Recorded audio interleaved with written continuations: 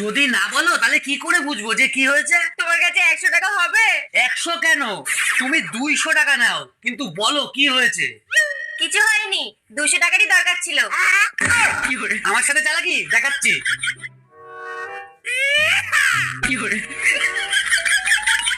শোনো না, মা না আচারগুলো বয়মের মধ্যে ভরে নিজের কাছে রেখে দিয়েছে। তুমি মাকে গিয়ে বলো না একটু আচার দিতে। তুমি গিয়ে বলতে পারছো না? তুমি এই বাড়ির বউ, তোমার বলার অধিকার আছে। যাও মায়ের সামনে আর হাত পেতে বলো আমাকে একটু দাও। মা দিতে বাধ্য, না দিলে আমি তোমার হয়ে বলবো। মা, আমাকে একটু দাও। মা, একটু আচার দাও। ওটা কি তোমার একার জন্য বানিয়েছো? বাহ বাহ মা, তুমিই দেখো এখন তুমি কার জন্য কোনটা বানাবা সেটাও তোমার বৌমার থেকে জিজ্ঞাসা করে বানাতে হবে। বৌমা, তুমি ঠিক বলেছো, ওইগুলো তো তোমাদের জন্যই বানানো। ফ্রিজে আছে, নিয়ে নাও।